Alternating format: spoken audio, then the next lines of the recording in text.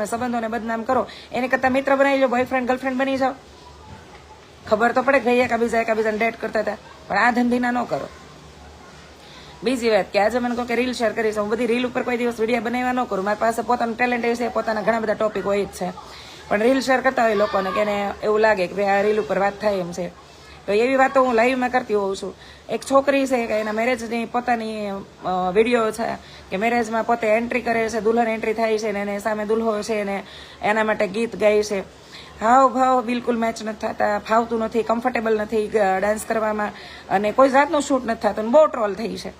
બરાબર. છોકરી કે કોકે ઉપર લખી નાખ્યું છે કેપ્શનમાં કે નહીં, વિડીયો ડાઉનલોડ કરીને ઉપર લખી નાખ્યું છે કે લીલ પૌણીશ, પણ આની આવા લગ્ન તો નહીં જ કરું. એટલે ભાઈ જાતે કરીને હું કામ ટ્રોલ થાવ છો? ફાવે તો કરો, એવું કઈ હોતું નથી કે તમારે કરવું જ પડે. દુનિયા અત્યારે દેખાડા ઉપર વધારે હાલે છે, રિયાલિટી ઉપર ઓછી.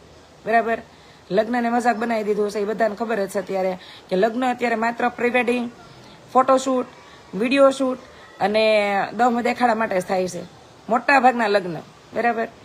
તો આ વસ્તુ ન કરવી જોઈએ. આપણે અત્યારે લગ્ન પ્રસંગમાં જઈએ છીએ, ગમે ત્યારે પાર્ટી પ્લોટમાં જઈએ કે કોઈ ગમે એવા ફંક્શનમાં જઈએ, તમને મને બધાને ખબર છે કે આજકાલ લગ્ન નાટક જેવા થઈ ગયા છે. આપણે નાટક જોતા હોય ને એવું લાગે.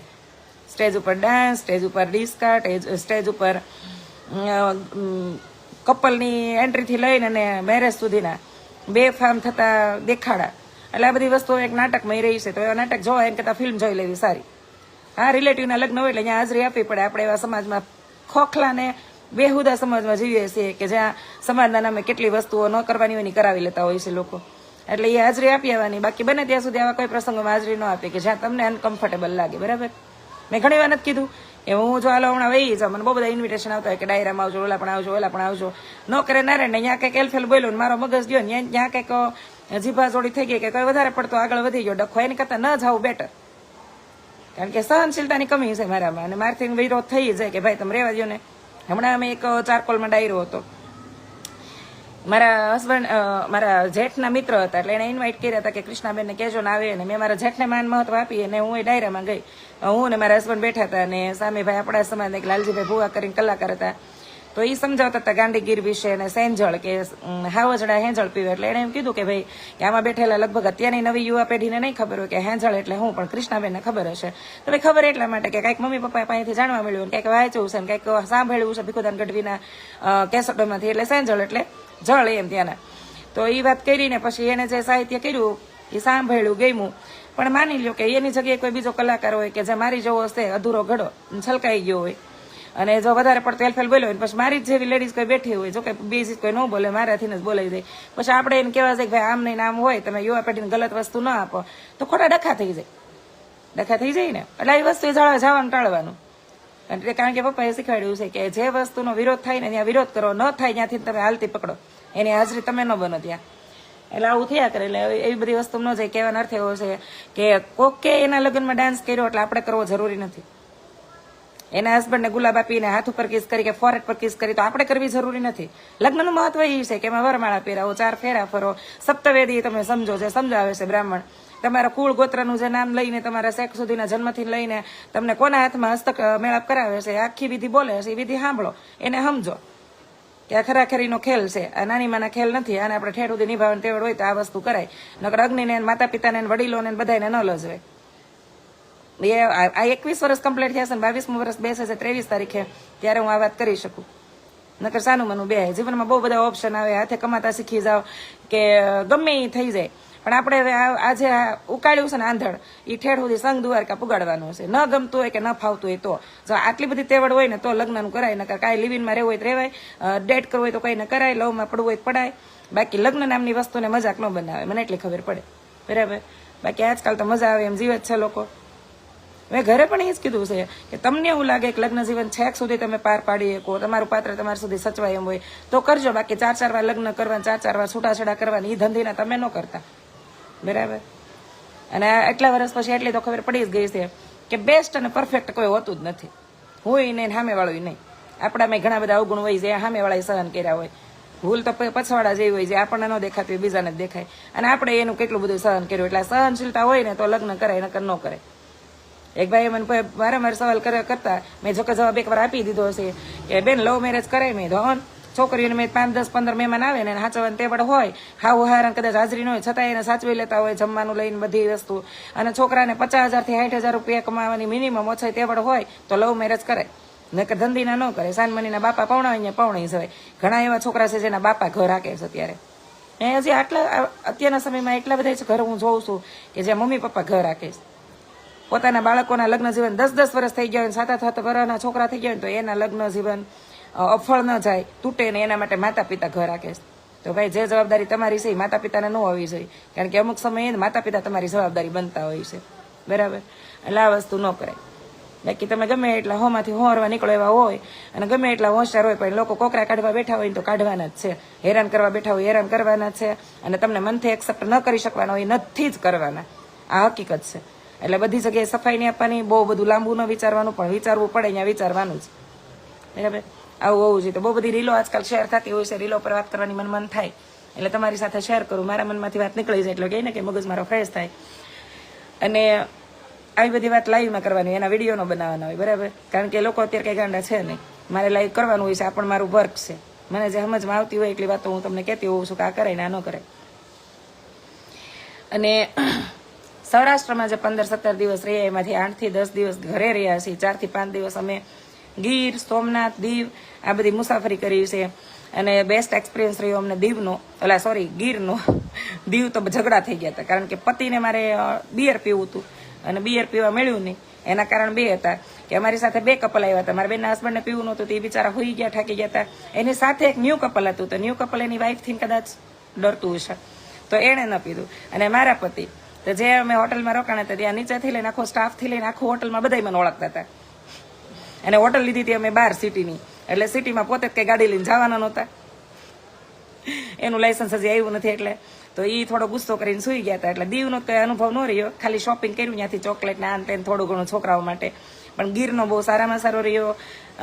ગીરની અંદર 2 નાઇટ અમે ગીર હવેલી રિસોર્ટમાં રોકાણા હતા, ત્યાંના મહેમાન બન્યા હતા. અને પછી અમે ગયા હતા મીંઢાને, ખજૂરીને, આ બધા ગીરની અંદર 7-7, 8-8 કિલોમીટર અંદર છે જે ગીરના મેઇન રસ્તાઓ છે, એની અંદરનો નેહ છે. અને જે ખરેખર ખૂબ જ અદ્ભુત છે. એ ગીર તો જેને જોવા મળતી હોય એ લોકો લકી, અને મને આ વખતે મળી ગઈ એટલે મને બહુ મજા આવી. તો ગીરનો એક્સપિરિયન્સ બહુ સારો રહ્યો. સોમનાથ મહાદેવના દર્શન બહુ સારા રહ્યા. એક વસ્તુ મને બહુ ગમી કે મોટા મોટા જ્યોતિર્લિંગ છે ને ત્યાં અંદર મોબાઈલ નથી લઈ જવા દેતા, એટલે ખબર તો પડે કે ખરેખર કોણ દર્શન કરવા આવ્યું છે. નકર અત્યારે મોટાભાગના મંદિરોમાં જ્યાં ફોટો વિડીયો થવા દે છે, એટલે મોટાભાગના મંદિરોમાં લોકો અત્યારે ફોટો વિડીયો માટે જ આવતા હોય છે. આ હકીકત છે. આસ્થાને મોબાઈલ સાથે કોઈ લેવા દેવા નથી. તો અમે મારા બેન કે કેટલું લાઈનમાં ઊભું રહેવું પડશે ને અંતે આપણે સોમનાથ જ્યોતિર્લિંગના દર્શન કરવા આવ્યા છીએ ને, તો અમે લોકોએ મસ્ત મજાના દર્શન કર્યા. જ્યોતિર્લિંગની અંદર જાઓ એટલે તમને અંદર અનુભૂતિ થાય, જે પ્રગટ દેવ હોય ત્યાં તમને અનુભૂતિ થાય. જોકે પ્રગટ દેવની પ્રાણ પ્રતિષ્ઠા થઈ હોય ત્યાં પણ થાય, તમારી આસ્થા ઉપર ડિપેન્ડ હોય. પણ બહુ મજા આવી, દર્શન કર્યા. નાગેશ્વર મહાદેવના દર્શન કરવા હતા, પણ રસ્તાઓ દ્વારિકાના બહુ ખરાબ હતા ને ટ્રાફિકના બહુ વારંવાર ન્યૂઝ મળતા હતા, તો એના લીધે સમયના અભાવે અમે ત્યાં નહોતા ગયા. 1 નાઇટ મારા બેનના ઘરે રહ્યા, 1 નાઇટ દીવ રહ્યા, 2 નાઇટ અમે ગીરમાં રહ્યા, 4 નાઇટ ને 5 દિવસનો પ્રવાસ કર્યો. 10 દિવસ અમે ગામડે રોકાણા સસરાના ઘરે. તો ફેસ્ટિવલ ત્યાં કર્યું અને તુલસી વિવાહ ત્યાં કર્યા. તુલસી વિવાહ મારા રાખોલિયા પરિવારે મા તુલસીના ભગવાન શાલિગ્રામના લગ્ન કરાવતા હતા, તો બહુ મજા આવી. એવી એન્જોય કર્યા ને અમે બધા વિડીયો નાખ્યા છે જેમાં તમે જોયું હશે પરિવાર અને ગામ પરિવાર. તો આવા હોય છે. વિડીયોના બહુ કન્ટેન્ટ હોતા નથી મારી પાસે. એક ભાઈ એમ કીધું કે બેન હવે કંઈક કન્ટેન્ટ ચેન્જ કરો, તમારી લાઈફસ્ટાઈલ જોઈને તો અમે કંટાળી ગયા. તો મેં ભાઈ બ્લોક લિસ્ટ આપવાનું હોય જ તમારા મોબાઈલમાં, તે બ્લોક કરી દો. મારા ઇન્સ્ટાગ્રામ ને ફેસબુકમાં 20,000 લોકો મેં બ્લોકમાં હશે, વિચારો. આનું અભિમાન નથી કરતી, પણ જે લોકો મને ન ગમતા હોય, જે મારા માઈને બ્લોક કરતા હોય, જે લોકો મને ઇરિટેટ કરતા હોય, જે લોકોને મારી નાની નાની વાતથી પરેશાની હોય, એ લોકોને હું બ્લોક કરી દઉં. તમે બ્લોક કરજો. બાકી બીજો કન્ટેન્ટમાં શું છે કે હું સિરિયસ જીવન જીવવાવાળી ને એકદમ સ્પષ્ટ જીવન જીવવાવાળી સ્ત્રી છું. હું કોમેડી ન કરી શકું, કદાચ કરું પણ તમે લોકો એક્સેપ્ટ ન કરી શકો, બરાબર. કોમેડી તો જીવનનો ભાગ છે ભાઈ, હસવું ને હસાવવું, પણ એ સતત ન કરી શકું તો તમે મને એક્સેપ્ટ નહીં કરી શકો. બીજું કે હું ડાન્સ નહીં કરી શકું. 37 પૂરા હમણાં 38મો વેશ મહિના પછી, અને મારા 20 વર્ષનો દીકરો થયો, એટલે એ મારા હાથની વાત નથી. આજકાલ હું લિપસિંગના ઓછા વિડીયો બનાવું છું, જેમાં હું રેડી થઈ હોય, મેં લિપસિંગ ગીત વાળા કોઈ વિડીયો બનાવ્યા હોય તો એક તો કોપીરાઇટ્સ લાગે છે. મને એવું લાગે છે કે હવે બહુ થઈ ગયું, ઇનફ, હવે નથી એવું કંઈ કરવું. તો હવે જે યાદ છે કે જેમાં હું લાઈફમાં શું કરું છું, ક્યાં જાઉં છું, હું બનાવું છું, કોને મળું છું, અને અમે ક્યાં ગયા હતા, એ બધા ટોપિક પર વિડીયો બનતા હોય છે. અને એ બધી વસ્તુઓ હું બતાવવાની કોશિશ કરતી હોય. ન ફાવે તો નીકળો તમ તારે. બાકી ઠુમક નહીં નથી ફાવતું મને, કોમેડી મારાથી નથી થતી. તો જે કંટાળે એને તો આપણે જવાનું કહી શકાય ને, જે ન કંટાળે એને મોસ્ટ વેલકમ. જે છે યાદ છે, બીજું નવું તો નહીં મળે, કારણ કે નવું મેળવવા માટે હવે કે નાનું તો ન થવાય. દાડે દિવસે જિંદગી ને અવસર ને બધું હાથમાંથી સરકતું જાય છે. તો હવે જે છે એ હશે સ્વીકારો, બરાબર. 30 વર્ષ સુધી મથી લેવાય કે હું મારે આ નથી કરવું, હું કામ આ કરું, પણ 30 વટી ગયા પછી એ મથવાનું ન હોય. પછી એને સમાધાન કરીને જીવી લેવાનું હોય, ગમે એ વસ્તુ હોય, વ્યક્તિ હોય કે વસ્તુ હોય, બરાબર. અને આ જિંદગી છે, જિંદગીમાં જે મથ્યા એને લાઈફ ટાઈમ સંઘર્ષ કર્યો, પણ નસીબમાં હોત તો તમને પહેલા જ મળી જાય. આ એક માની લેવું. નસીબને માનતા હોય ને એ લોકો હેરાન નથી થતા બહુ. જે લોકો આમ ખોટા બચકા ભરાશે ને એને જ અત્યારે હેરાનગતિ છે. અમે માની લીધું છે કે અમારા જીવનને હવે અમારે આવી રીતે મળ્યું ન મળ્યું, જે ન મળ્યું એનો રંજનથી મળ્યું એ અમારા ઓકાત કરતાં વધારે મળ્યું.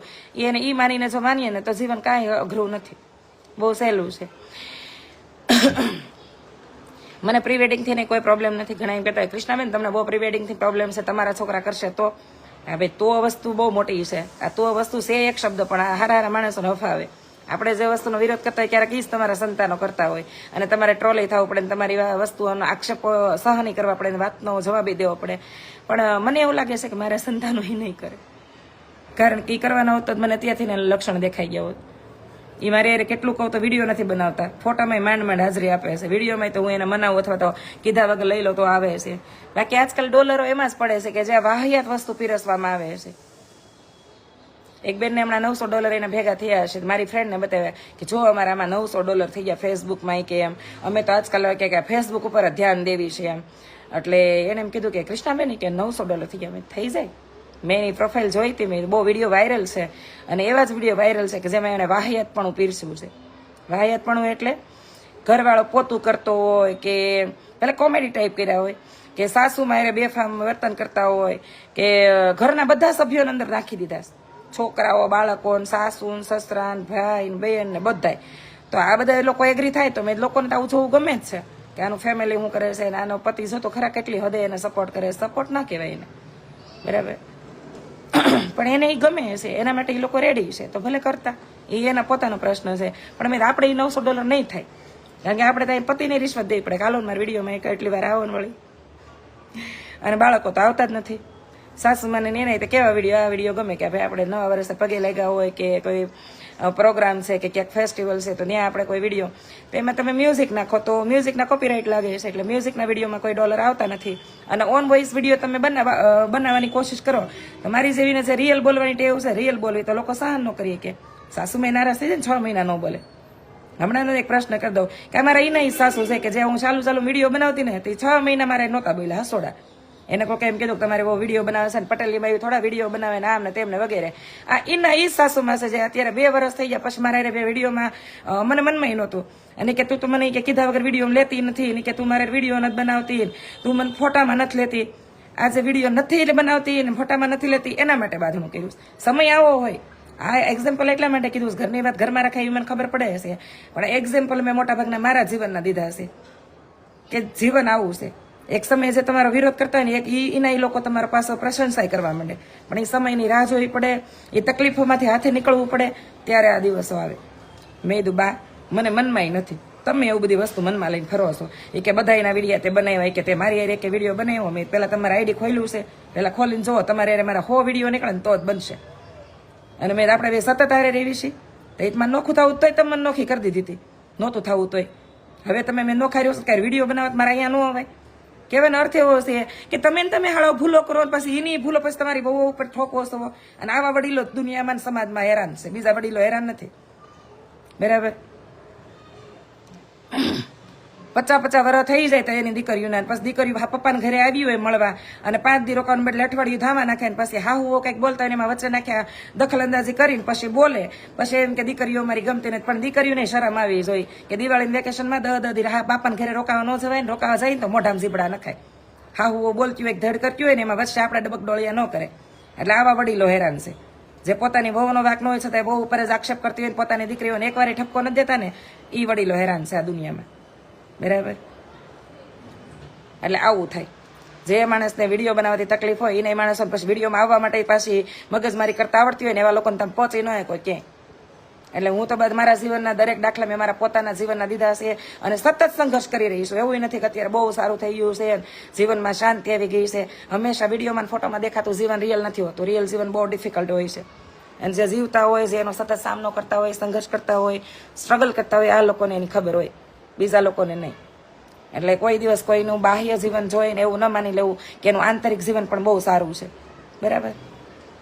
કારણ કે ઓછી ઉંમરે મોઢા પર કરસલી પડી ગઈ હોય ને એ વાતની સાબિતી છે કે એને સંઘર્ષ એ લેવલનો કર્યો છે. બધાને 25 વર્ષનું દેખાવું જ તે, પણ એ ન દેખાઈ શકે કારણ કે અધૂરી નિંદર અને ખાવું હોય તો ન ખાઈ શકો એટલે અધૂરી ભૂખ, અધૂરી એટલે હસોડી બિલકુલ ન મળેલી લાગણી. આ બધી વસ્તુ માણસના જીવન, શરીર, ચહેરા બધાની ઉપર અસર કરે. બરાબર? અમુક લોકો તો બેન બહુ જ ખરાબ વિડીયો બનાવે છે, મને ખબર છે બાપા, ખબર છે. પૈસાની લાલચે અત્યારે માણસ કેટલું ગીરી ગયું છે આની અંદર, હું જોઈ જ રાખું છું સતત. મેં કીધું છે નવો ફાલ એવો છે, છતાંય લોકો અમને ચાહે છે, એ અમારા માટે ભાગ્યની વાત છે. બાકી કપડાં ઉતારી નાખ્યા છે, મનના આવરણે ઉતાર્યા છે, ને શરીરના આવરણે ઉતારી નાખ્યા છે.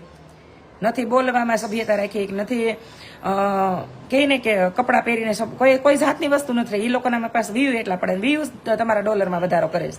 આ હકીકત છે.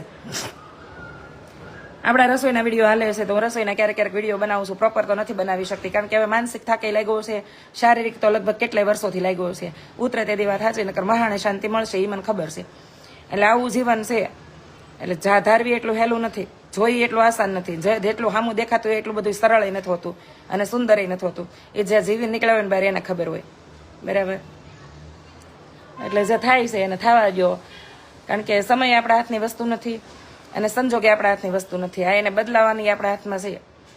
જય માતાજી અશોકભાઈ, કેમ છો?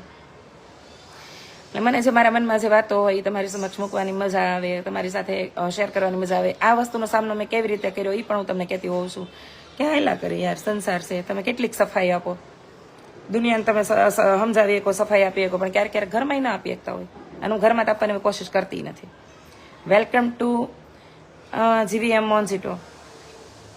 જે તે સમયે પારિવારિક વાતો કરેલી હોય તો ઘરમાં કોઈને દુઃખ લાગ્યું હોય તો એમ કે મારી નજરમાં જ છે. ભાઈ નજરમાં હોય તો તમે અત્યાર સુધી ઊભા શું કામ રહ્યા હશો?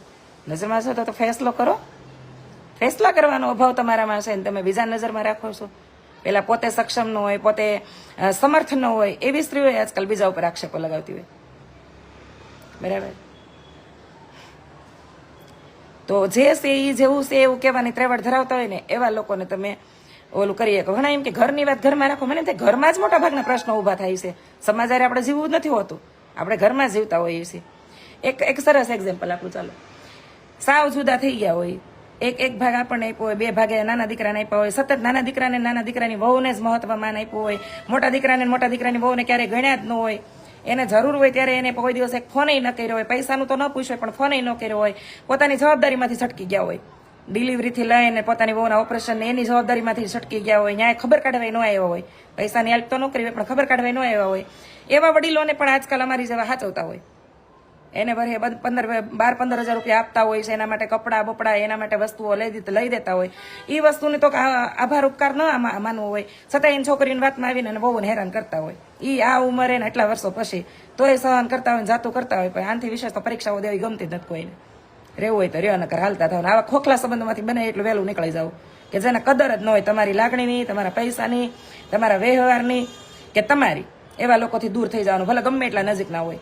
છેડો જેટલો વહેલો ફાડશો ને એટલે માનસિક શાંતિ જળવાઈ રહે. માઈ ગયા સંબંધો. અને મને તો આટલામાંથી એટલી ખબર પડી જ ગઈ છે કોઈની વગર કાંઈ અટકતું નથી. મેં તો મારા ભાઈને બેનને બધાને પૌણા એવા નાનપણમાં ઈ પાછું 17-18 વર્ષની ઉંમરે. તો હવે તો હું પોતે સક્ષમ છું, માનસિક સક્ષમ છું, આર્થિક છું, શારીરિક છું. તો હવે તો આપણે આવા સંબંધોમાં હું કામ બહાર લઈને માથે ફરવો જોઈએ કે ઓલી નહીં આવે તમારા છોકરાને જડ કોણ વાહશે? નો વાહે, તેલ લેવા ગયું. જડ વાવાનો સંબંધ.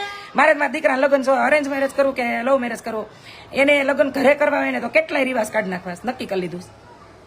મામેરા સિસ્ટમ બંધ, સાંડલા સિસ્ટમ બંધ, પાટે ઉઠાડવાની જે સિસ્ટમ છે ને એ રાખવી છે. જેને દેવું એ દે, નો દે તો કે આપણે એવું કહે છે ને કેટલા દીધા ને કેટલા નહીં, એ ગણવાનું રાખવા નથી થતું.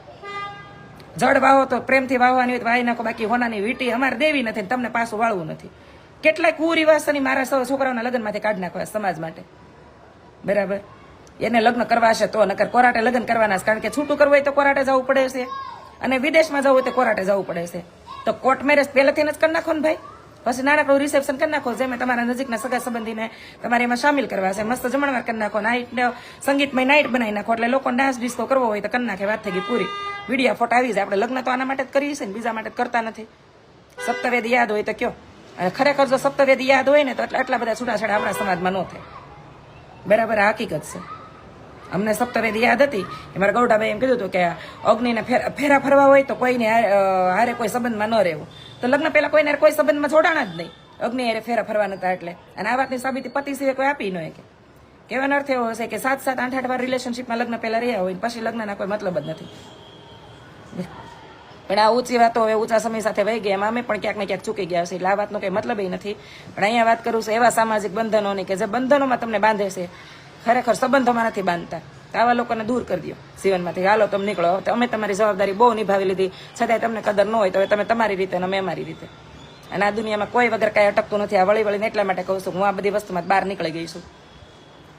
મારા બેનના ભાઈના લગ્ન થતા હતા, બેનના એક કાકી આવ્યા ને એક કાકા આવ્યા, મોટા કાકી આવ્યા, નાના કાકા આવ્યા. કન્યાદાનમાં ન દેવા બેહવું પડે ને એટલા માટે, શરમમાં ન મુકાવવું પડે એટલા માટે. તો હું કઈ એની વગર કુકડો હોય તો સવાર પડે. સૂરજનારાયણ એને ટાઈમે કોર કાઢી જ લે, તો વગર મહેંદી મૂકે મારે મેં ટાઈમ હાચવી મારી બેનનો મેં પ્રસંગ હાચ્યો હતો, કન્યાદાન દઈ દીધું હતું. અત્યારે જેમને મારા મા બાપ કે કાકા કાકી કોઈ ન હોય તેને બહારના નથી દઈ દેતા. કહેવાનો અર્થ એવો છે કે તમે હુકમ એવા બંધનમાં બાંધો છો કે જેમાં નાનપણથી છોકરીઓને પરેશાન કરો છો. આટલી હેલ પાણી ભરી દે તો આમ તમારા ટાણામાં આવશું, એટલું કામ કરી નાખ તો આમ તમારે ટાણે આવશું, લે આ કરી નાખ એટલે તમારે ટાણે આવશું. ખેતરમાં ઊંધે માથે તમે કામ કરાવો અને પછી તમારી દીકરીના લગ્નના ટાણે તમે ચૂકી જાઓ. એકના કન્યાદાન દેવામાં હાજર ન રહે ને એકનું કન્યાદાન દીધેલું કાઢી લો આંગળીમાંથી વીટ્યું. અને પછી એમ કે ભગવાન અમને દીકરો ન દીધો. ભાઈ ભગવાન તો ન્યાય અહીંયા ને અહીંયા જ કરી દે. એને બીજો જન્મ તમને આપે નહીં. તમારા જેવા માણસોને બીજો જન્મ મળે કે જેને સતત નાના નાના બાળકોની હાઈ લીધી હોય, સતત નાના નાના બાળકોની મુશ્કેલીનો સામનો કરવાને બદલે એની વધારો કર્યો હોય, મજબૂરીનો ફાયદો ઉઠાવ્યો હોય, એને જવાબ અહીંયા ને અહીંયા જ મળી જાય. અને આ બધી વસ્તુમાં બહાર નીકળ્યા પછી હું એટલું તો કહી શકું કે કોઈ વગર કાંઈ અટકતું નથી. બરાબર, તમારી નળ નહીં આવે તો એને તમારા છોકરાને જડ નહીં વાય. એમ આ જડ વાવાના રિવાજો વહેલા નીકળી ગયા હોત ને તો અત્યારે કેટલી ફઈઓ સુખી હોત ને કેટલા સંતાનો સુખી હોત. બરાબર, આ મામેરા સિસ્ટમ નીકળી ગઈ તો કેટલી બહેનો અત્યારે નિહાપા નાખતી બંધ થઈ ગઈ હોત, અને કેટલા ભાઈઓ અત્યારે સંબંધો તોડવાને તોડ્યા ન હોત. પહેલેથી જ કાયદાકીય હાલ્યા હોત ને કે કોર્ટે જ લગ્ન કરવાના અને દીકરીનો કાયદેસર મિલકતમાં ભાગ, તો કાંઈ પ્રોબ્લેમ ઊભી જ ન થઈ હોત સમાજમાં. કેટલાય સંબંધો અત્યારે આપણી પાસે હોત. બાકી કેટલાય સંબંધો જોઉં કે 20-25 વર્ષ સુધી દીકરીની બેનની ઘરે ન આવે, પછી મરે ત્યારે કળપણા લઈને આવે ને. એ એવા ખોખલા સમાજની બીકે કે સમાજ શું કહે. તમે બોલતા નહોતા ત્યારે તમને ખબર નહોતી કે સમાજ તમારી અત્યારે વાતું જ કરતો હશે કે તમે તમારી હગી બેનની કે હગી દીકરીની નાની એવી વાત મનમાં લઈ લીધી છે. આ દીકરીને આ વાત લાગુ પડે છે કે તમે તમારા ભાઈની એટલી કેવી વાત કે એની પરિસ્થિતિ જરાય સમજવાની કોશિશ નથી કરી. એટલે આવા ખોખલા ફાલતુ સમાજને જ મનમાં રાખીને ન જીવો. સમાજ તમારા ઈ ટાણે ક્યારેય નથી આવતો જ્યારે તમને એની જરૂર હોય. બરોબર, આ સંઘર્ષ ભર્યું જીવન છે ને એના અનુભવ કરી રહીશું તમને.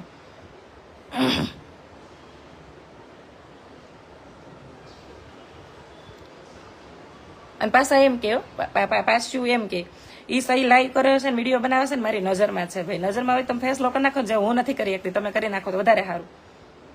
નજરમાં ત્યારે હું કેમ રાખો છો? તમે આ લેવલે ગીરી ગયું તો આ વાત બધી અહીંયા મેં કરીને તમે ગીર્યું જ ન હોત તો પહેલેથી જ માણસે રાખી હોત ને, પહેલેથી જ દીકરાની વહુ ને દીકરાની વહુની જેમ રાખી હોત, ભાભીને ભાભીની જેમ રાખી હોત તો ક્યારેય આ પ્રશ્ન અહીંયા ન થઈ આવત.